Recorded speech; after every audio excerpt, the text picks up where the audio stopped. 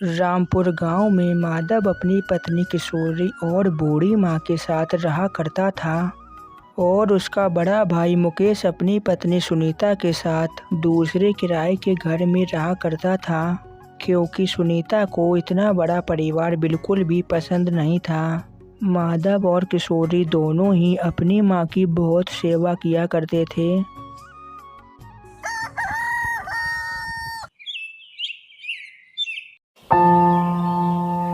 सुनिए जी, आज मुझे शिव जी के दर्शन के लिए शहर जाना है।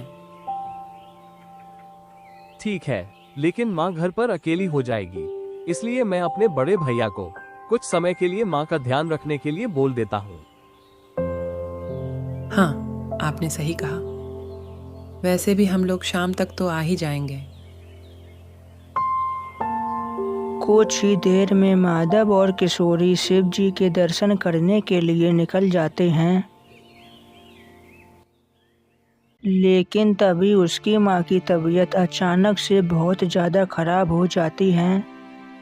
बड़ी बहू, कहाँ हो? जल्दी से आओ।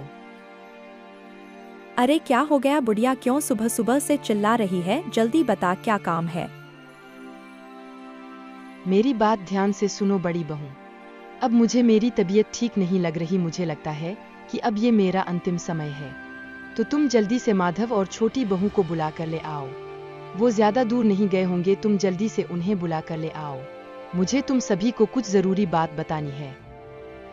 अरे ऐसा लगता है कि बुढ़िया का जाने का समय हो गया है। ये जरूर जमीन का बंटवारा करने वाली है, ये बिल्कुल सही समय है।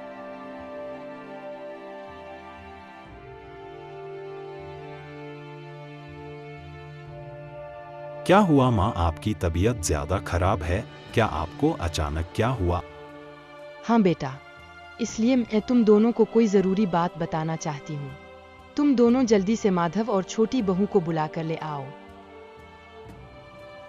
लेकिन माँ जी, हमने देखा कि वो दोनों दूर दूर तक कहीं नजर नहीं आ रहे हैं। क्या बात है, आप हमें बता दीजिए।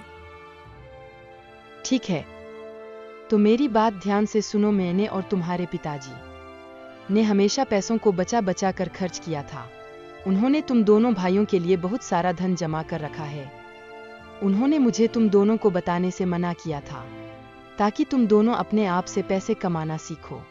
लेकिन अब ये मेरा अंतिम समय है, इसलिए मैं तुम्हें उस धन के बारे में बताना चाहती हूँ। हाँ हाँ माँ की, जल्दी बताइए, आपने वो धन कहाँ छुपाया है?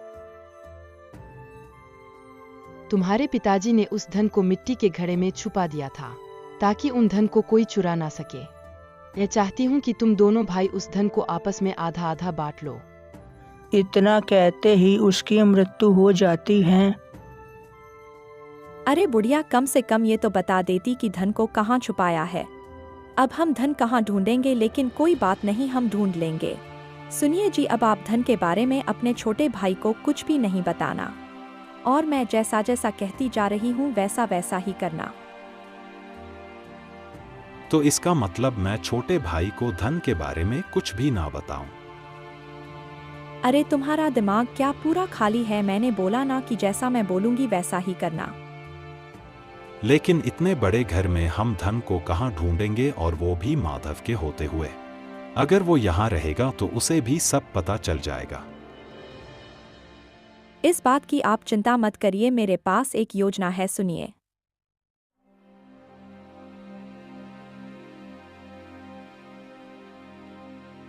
अरे बहुत अच्छा, मानना पड़ेगा तुम्हारे दिमाग को।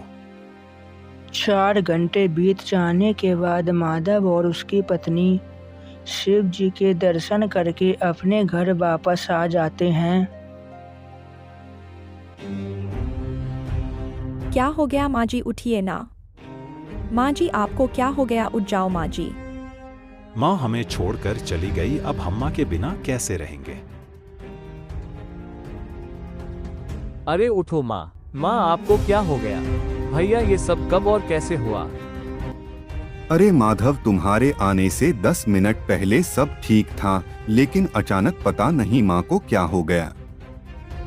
माँ, मुझे माफ कर दीजिए। अगर मुझसे कोई त्रुटि हो गई हो तो माँ मुझे माफ कर दीजिए। फिर दोनों भाई अपनी माँ का अंतिम संस्कार कर देते हैं और देखते ही देखते ऐसे ही पूरा महीना बीत जाता है। सुनो भाई, अब अपनी माँ को मरे हुए पूरा 1 महीना हो गया है, तो अब तुम अपनी पत्नी को लेकर यहाँ से हमेशा के लिए चले जाओ, क्योंकि माँ ने ये घर और सारी जमीन और घर का सारा धन मेरे नाम कर दिया था। नहीं भैया, ऐसा नहीं हो सकता। माँ मेरे साथ ऐसा बिल्कुल भी नहीं कर सकती, क्योंकि माँ मुझे बहुत ज्यादा प्यार करती थी।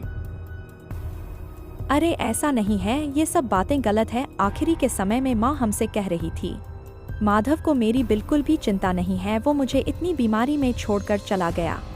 माँ के साथ हम थे, हमने माँ की सेवा करे, इसलिए माँ ने सारी जमीन हमें दे दी। नहीं भाभी, ये बातें सच नहीं हो सकती, क्योंकि माँ मेरे साथ ऐसा कभी नहीं कर सकती। माधव, हमें पता था कि तुम हमारे इस बात पर बिल्कुल भी विश्वास नहीं करोगे, इसलिए मैंने सरपंच जी को पहले ही बुला लिया था, वो बस आते ही होंगे।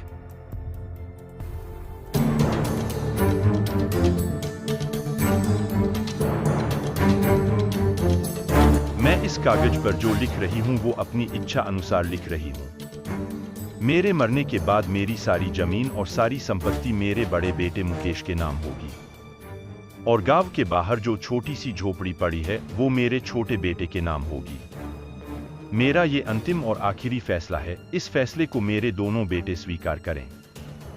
सरपंच जी, क्या सच में इसमें जो भी लिखा है वो सब कुछ मेरी माँ ने ही लिखा है? हाँ बेटा, लेकिन ये बात तो मुझे भी समझ नहीं आ रही कि तुम्हारी माँ ने तुम्हारे साथ ऐसा क्यों किया, लेकिन इस पर जो भी लिखा है वो तुम्हारी माँ ने ही लिखा है और नीचे अंगूठा भी लगाया है।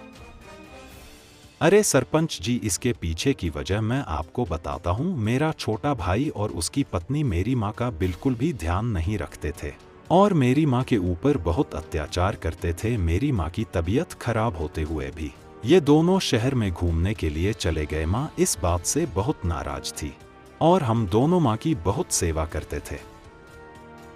नहीं नहीं, ये बात सच नहीं है। हम दोनों माँ की खूब सेवा किया करते थे और माँ हमारे साथ ऐसा कभी नहीं कर सकती। हाँ बेटा, लेकिन इस बात पर अब मैं भी कुछ नहीं कर सकता, क्योंकि इस कागज पर तुम्हारी माँ ने अपने आप ही सब कुछ लिखा है और नीचे अंगूठा भी लगाया है। अब तुम्हें इसे स्वीकार करना ही पड़ेगा। सरपंच की ये बात सुनकर मुकेश और उसकी पत्नी बहुत ज़्यादा खुश हो जाती हैं। सरपंच जी, अब आप इससे कह दीजिए कि ये अपनी पत्नी को लेकर यहाँ से चला जाए। भैया, आप ये क्या कह रहे हो?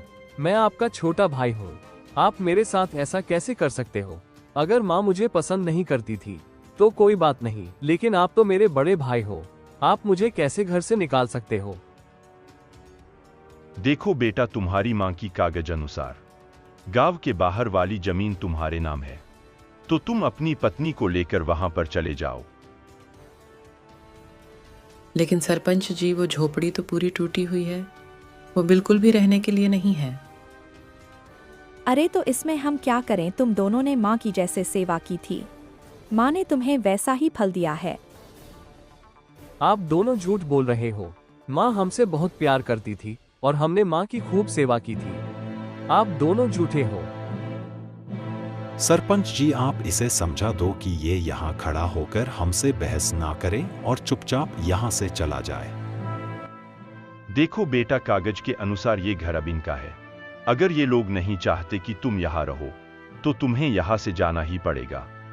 सरपंच जी, मैं इसको यहाँ नहीं रख सकता, क्योंकि इसने मेरी माँ के ऊपर बहुत अत्याचार किए हैं, तो इसको इसकी सजा तो मिलनी ही चाहिए। सुनिए जी, अब यहाँ से चलिए, क्योंकि अब ये घर हमारा नहीं रहा। किशोरी, माँ मुझे इतनी ज्यादा नाराज थी और मुझे कभी पता ही नहीं चल पाया। पता नहीं अब हम अपना खर्च कैसे चलाएंगे। भैया और भाभी में तो हमारे बारे में जरा सा भी नहीं सोचा।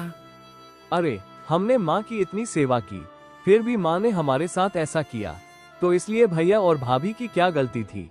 चलो अब चलते हैं यहाँ से। इतना बोलकर वो दोनों उस घर से चले जाते हैं।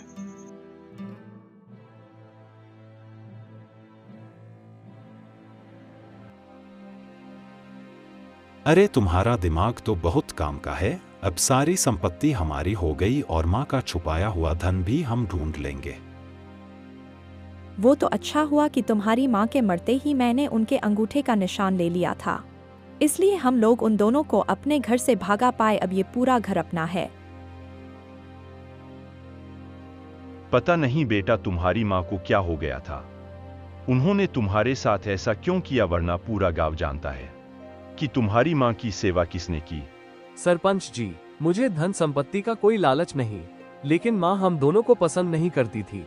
इस बात से मेरा दिल बहुत दुख रहा है। हाँ बेटा, लेकिन अब इसमें हम कर भी क्या सकते हैं। अच्छा चलो बेटा, अब मैं चलता हूँ। अगर तुम्हें कुछ भी चीज की जरूरत हो तो तुम मेरे पास आ जाना। इतना कहकर सरपंच जी वहाँ से चले जाते हैं।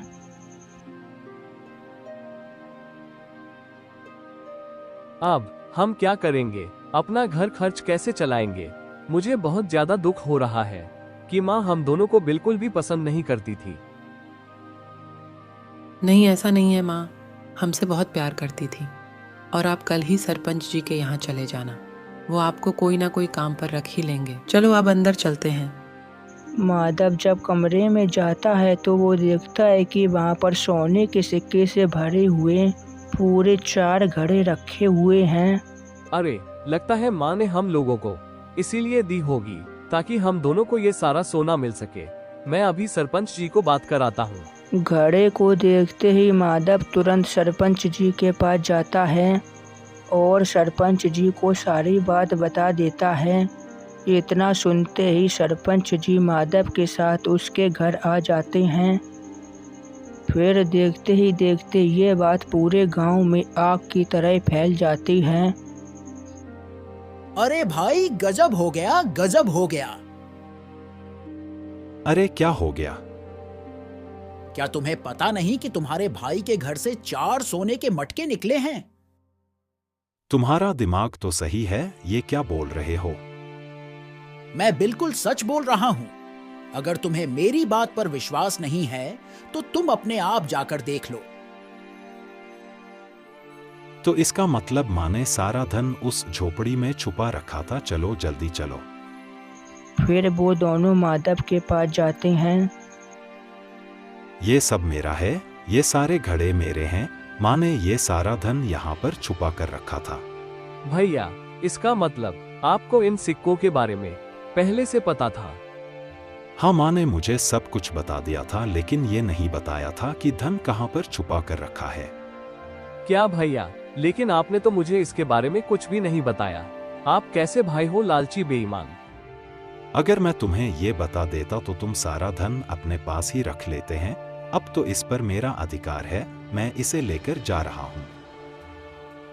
मुकेश, तुम यहाँ से कुछ भी नहीं ले जा सकते, क्योंकि कानूनी तौर पर यह पूरा घर माधव का है और यहाँ की सारी चीज भी माधव की ही है। अरे सरपंच जी, वो सारे कागज पूरी तरह से नकली हैं। ये घर भी इसके नाम नहीं है। माँ के मरने के बाद हमने खाली कागज में उनके अंगूठे का निशान ले लिया था और उसकी सहायता से सारी जमीन और पूरा घर अपने नाम करवा लिया था। अच्छा बेटा, तो तुमने संपत्ति की लालच में एक मरे हुए व्यक्ति का अंगूठा लगवाया। सरपंच जी, हमें माफ कर दो, हमसे बहुत बड़ी त्रुटि हो गई। तुम दोनों ने बहुत बड़ा खेल किया है। रुको, मैं अभी पुलिस को बुलाता हूँ। तो इसका मतलब माँ मुझसे नाराज नहीं थी, वो जरूर मुझे याद कर रही होगी। हाँ भाई, माँ तुमसे बिल्कुल भी नाराज नहीं थी। वो आखिरी वक्त में तुम्हें बुला रही थी और हम दोनों को जमीन का आधा आधा हिस्सा देने वाली थी, लेकिन मैं लालच में आ गया। मुझे माफ कर दो मेरे भाई। भैया, आपने मुझे संपत्ति नहीं दी, इससे मुझे बिल्कुल भी बुरा नहीं लगा, लेकिन अपने माँ के नाम पर मेरे साथ इतना बड़ा विश्वासघात किया, इसी कारण मैं आपको कभी माफ नहीं कर पाऊंगा। आप एक धोखेबाज, बेईमान और बहुत लालची इंसान हो। चलो भाई, अब तुम्हारा पाप का घड़ा भर चुका है। अब तुम्हें जेल जाना ही पड़ेगा। राम राम।